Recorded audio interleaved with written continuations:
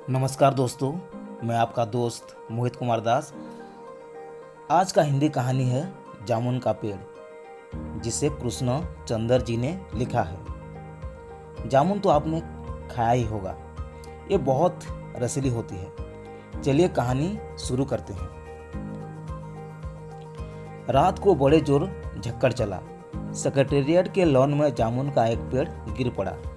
सुबह को जब माली ने देखा तो उसे पता चला कि पेड़ के नीचे एक आदमी दबा पड़ा है। माली दौड़ा दौड़ा चपरासी के पास गया।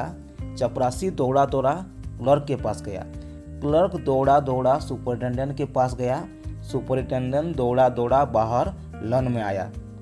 मिनटों में गिरे हुए पेड़ के नीचे दबे हुए आदमी के चारों ओर भीड़ इकट्ठी हो गई।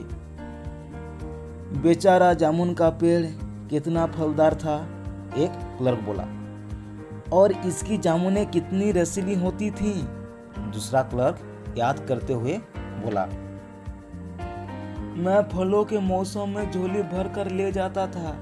मेरे बच्चे इसकी जामुनें कितनी खुशी से खाते थे, तीसरा क्लर्क लगभग रुआंसा होकर बोला। मगर यह आदमी, माली ने दबे हुए आदमी की तरफ इशारा किया। हाँ, यह आदमी, सुपरिटेंडेंट सोच में पड़ गया। पता नहीं जिंदा है कि मर गया, एक चपरासी ने पूछा। मर गया होगा, इतना भारी पेड़ जिसकी पीठ पर गिरे वह बच कैसे सकता है, दूसरा चपरासी बोला। नहीं, मैं जिंदा हूं, दबे हुए आदमी ने बड़ी कठिनता से कहराते हुए कहा। जिंदा है, एक क्लर्क ने ताजुब से कहा। पेड़ को हटाकर इसे जल्दी से निकाल लेना चाहिए, माली ने सुझाव दिया। मुश्किल मालूम होता है, एक सुस्त कामचोर और मोटा चपरासी बोला। पेड़ का तना बहुत भारी और वजनी है। क्या मुश्किल है, माली बोला। अगर सुपरिटेंडेंट साहब हुक्म दे तो अभी 15-20 माली, चपरासी और क्लर्क लगाकर पेड़ के नीचे से दबे हुए आदमी को निकाला जा सकता है। माली ठीक कहता है, बहुत से क्लर्क एक साथ बोल पड़े। लगाओ जोर, हम तैयार हैं। एक साथ बहुत से लोग पेड़ को उठाने को तैयार हो गए। ठहरो, सुपरिटेंडेंट बोला, मैं अंडर सेक्रेटरी से पूछ लूं। सुपरिटेंडेंट अंडर सेक्रेटरी के पास गया। अंडर सेक्रेटरी डिप्टी सेक्रेटरी के पास गया। डिप्टी सेक्रेटरी ज्वाइंट सेक्रेटरी के पास गया। ज्वाइंट चीफ सेक्रेटरी के पास गया। चीफ सेक्रेटरी मिनिस्टर के पास गया। मिनिस्टर ने चीफ सेक्रेटरी से कुछ कहा। चीफ सेक्रेटरी ने ज्वाइंट सेक्रेटरी से कुछ कहा। ज्वाइंट सेक्रेटरी ने डिप्टी सेक्रेटरी से कहा। डिप्टी सेक्रेटरी ने अंडर सेक्रेटरी से कहा। फाइल चलती रही। इसी में आधा दिन बीत गया। दोपहर के खाने पर दबे हुए आदमी के चारों ओर बहुत भीड़ हो गई थी। लोग तरह तरह की बातें कर रहे थे। कुछ मनचले क्लर्कों ने समस्या को खुद ही सुलझाना चाहा। वे हुकूमत के फैसले को इंतजार किए बिना पेड़ को अपने आप हटा देने का निश्चय कर रहे थे कि इतने में सुपरिटेंडेंट फाइल लिए भागा भागा आया। बोला, हम लोग खुद इस पेड़ को नहीं हटा सकते। हम लोग व्यापार विभाग से संबंधित हैं और यह पेड़ की समस्या है जो कृषि विभाग के अधीन है। मैं इस फाइल को अर्जेंट मार्क करके कृषि विभाग में भेज रहा हूँ। वहां से उत्तर आते ही इस पेड़ को हटवा दिया जाएगा। दूसरे दिन कृषि विभाग से उत्तर आया कि पेड़ व्यापार विभाग के लन में गिरा है, इसलिए इस पेड़ को हटवाने या न हटवाने की जिम्मेदारी व्यापार विभाग पर पड़ती है। यह उत्तर पढ़कर व्यापार विभाग को गुस्सा आ गया। उन्होंने फौरन लिखा कि पेड़ों को हटवाने या न हटवाने की जिम्मेदारी कृषि विभाग पर लागू होती है। व्यापार विभाग का इससे कोई संबंध नहीं है। दूसरे दिन भी फाइल चलती रही। शाम को जवाब आ गया। हम इस मामले को हॉर्टिकल्चर डिपार्टमेंट के हवाले कर रहे हैं, क्योंकि यह एक फलदार पेड़ का मामला है और एग्रीकल्चर डिपार्टमेंट अनाज और खेती बाड़ी के मामलों में फैसला करने का हकदार है। जामुन का पेड़ चूंकि एक फलदार पेड़ है, इसलिए यह पेड़ हॉर्टिकल्चर डिपार्टमेंट के अंतर्गत आता है।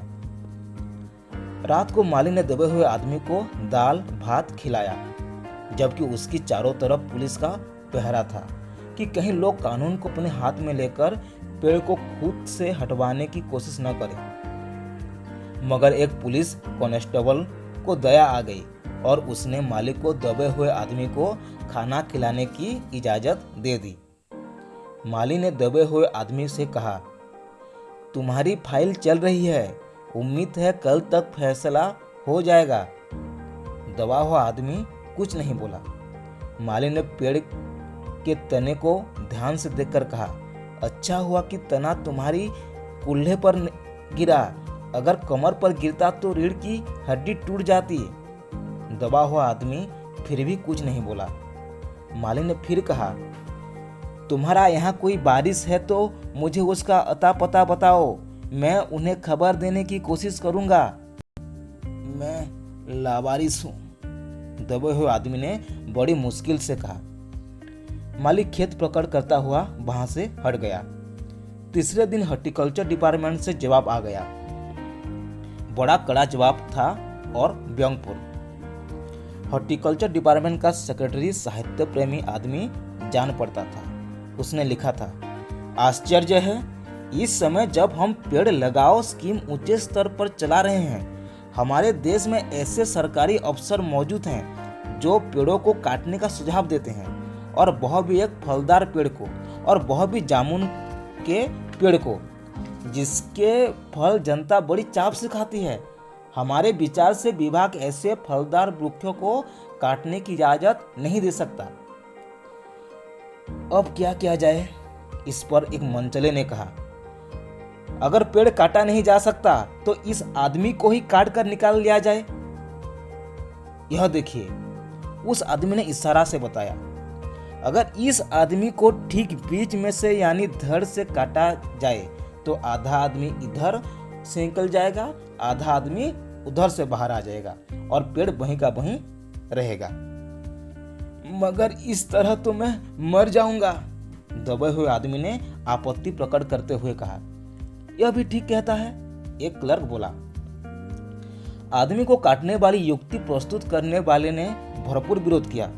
आप जानते नहीं हैं, आजकल प्लास्टिक सर्जरी कितनी उन्नति कर चुकी है। मैं तो समझता हूँ अगर इस आदमी को बीच में से काट कर निकाल लिया जाए तो प्लास्टिक सर्जरी से धड़ के स्थान से इस आदमी को फिर से जोड़ा जा सकता है।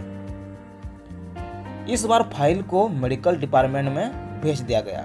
मेडिकल डिपार्टमेंट ने फौरन एक्शन लिया और जिस दिन फाइल उनके विभाग में पहुंची, उसके दूसरे ही दिन उन्होंने अपने विभाग का सबसे योग्य प्लास्टिक सर्जन छानबीन के लिए भेज दिया।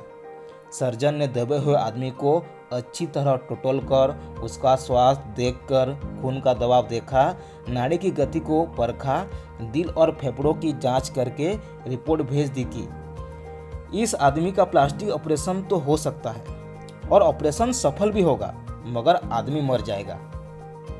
इसलिए यह फैसला भी रद्द कर दिया गया। रात को माली ने दबे हुए आदमी के मुंह में खिचड़ी डालते हुए उसे बताया कि अब मामला ऊपर चला गया है। सुना है कि कल सेक्रेटेरिएट के सारे सेक्रेटरी की मीटिंग होगी, उसमें तुम्हारा केस रखा जाएगा। उम्मीद है सब काम ठीक हो जाएगा। दबा हुआ आदमी एक आह भरकर धीरे से बोला, ये तो माना कि तगाफुल न करोगे, लेकिन खाक हो जाएंगे हम तुमको खबर होने तक। माली ने अपने मुंह में उंगली दबा ली और चकित भाव से बोला, क्या तुम शायर हो? दबे हुए आदमी ने धीरे से सिर हिला दिया। दूसरे दिन माली ने चपरासी को बताया, चपरासी ने क्लर्क को, क्लर्क ने हेड क्लर्क को। थोड़ी ही देर में सेक्रेटेरिएट में यह अफवाह फैल गई कि दबा हुआ आदमी शायर है। बस फिर क्या था, लोगों का झुंड शायर को देखने के लिए उमड़ पड़ा।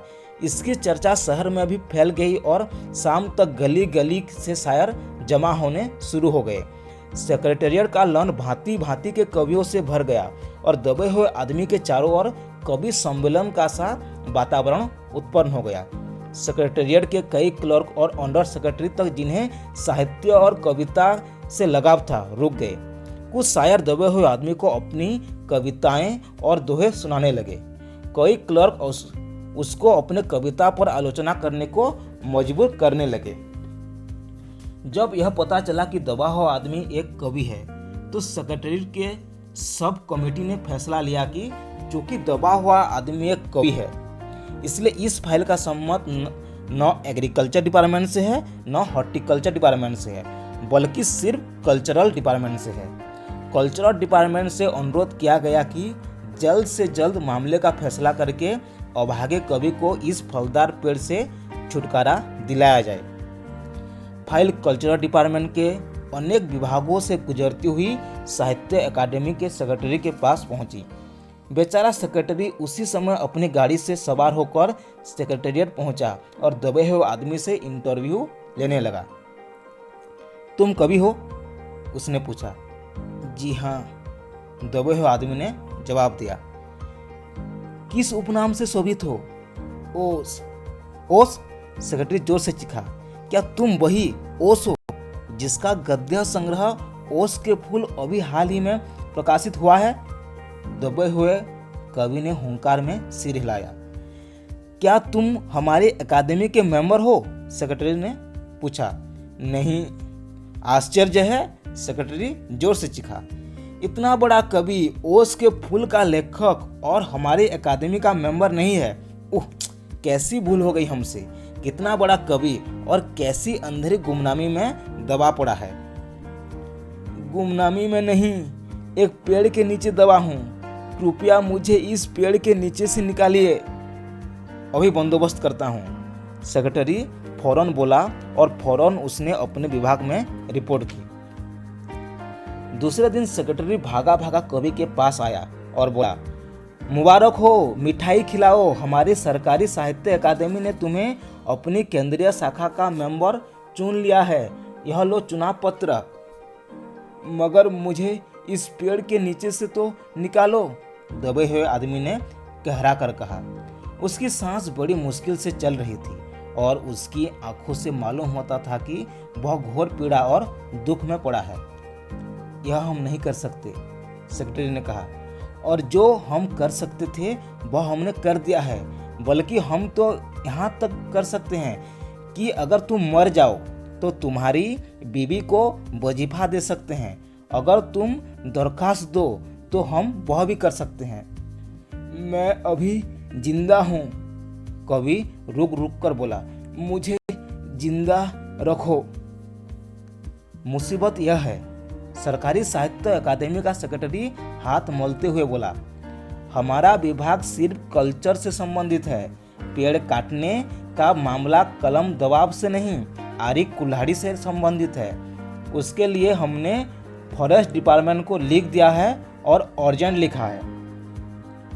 माली ने आकर दबे हुए आदमी को बताया, कल फॉरेस्ट डिपार्टमेंट के आदमी आकर इस पेड़ को काट देंगे और तुम्हारी जान बच जाएगी। माली बहुत खुश था। दबे हुए आदमी का स्वास्थ्य जवाब दे रहा था, मगर वह किसी न किसी तरह अपने जीवन के लिए लड़े जा रहा था। कल सवेरे तक किसी न किसी तरह उसे जीवित रहना था। दूसरे दिन जब फॉरेस्ट डिपार्टमेंट के आदमी आरी कुल्हाड़ी लेकर पहुंचे तो उनको पेड़ काटने से रोक दिया गया। मालूम हुआ कि विदेश विभाग से हुक्म आया था कि इस पेड़ को न काटा जाए। कारण यह था कि इस पेड़ को 10 साल पहले पिटूनिया राज्य के प्रधानमंत्री ने सेक्रेटेरिएट के लॉन में लगाया था। अब अगर यह पेड़ काटा गया तो इस बात का काफ़ी अंदेशा था कि पिटूनिया सरकार से हमारे संबंध सदा के लिए बिगड़ जाएंगे।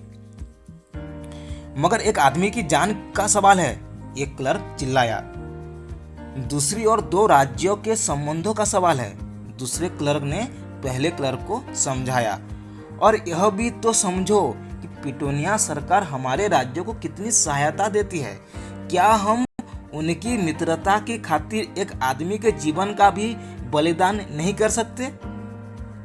कवि को मर जाना चाहिए, निसंदेह, अंडर सेक्रेटरी ने सुपरिटेंडेंट को बताया। आज सवेरे प्रधानमंत्री दौरे से वापस आ गए हैं। आज 4 बजे विदेश विभाग इस पेड़ की फाइल उनके सामने पेश करेगा। जो वो फैसला देंगे वही सबको स्वीकार होगा। शाम के 5 बजे स्वयं सुपरिटेंडेंट कवि की फाइल लेकर उसके पास आया। सुनते हो? आते ही वह खुशी से फाइल को हिलाते हुए चिल्लाया, प्रधानमंत्री ने इस पेड़ को काटने को हुक्म दिया और इस घटना की सारी अंतर्राष्ट्रीय जिम्मेदारी अपने सिर ले ली है। कल यह पेड़ काट दिया जाएगा और तुम इस संकट से छुटकारा हासिल कर लोगे। सुनते हो? आज तुम्हारी फाइल पूर्ण हो गई। मगर कवि का हाथ ठंडा था। आंखें की पुतलियां निर्जीव और चींटियां की एक लंबी पात उसके मुंह में जा रही थी। उसके जीवन की फाइल भी पूर्ण हो चुकी थी। तो कहानी खत्म हुई। आपने देखा कि कैसे अफसरों ने फाइल एक दूसरे को देने लगे, लेकिन इसी बीच एक आदमी मर गया। तो हमें इससे क्या मालूम होता है? जामुन का पेड़ आज की व्यवस्था पर व्यंग करती है। आज की व्यवस्था में कानून मनुष्य की सुविधा के लिए बनाए गए हैं। व्यवहार में कानून का पालन किए जाने पर ही अधिक जोर दिया जाता है। मनुष्यों की सुविधा का ध्यान कम रखा जाता है। यह एक हास्यास्पद स्थिति है कि जिस मनुष्य की सुविधा के लिए कानून बने हैं, उसे बचाते बचाते मनुष्य की मृत्यु हो जाती है। जामुन के पेड़ के नीचे एक आदमी दब जाता है। जामुन के पेड़ को काटने की कानूनी कार्यवाही करते करते पेड़ के नीचे दबा मनुष्य मर जाता है। तो ये कहानी कैसी लगी जरूर मुझे कमेंट सेक्शन में बताइए। धन्यवाद।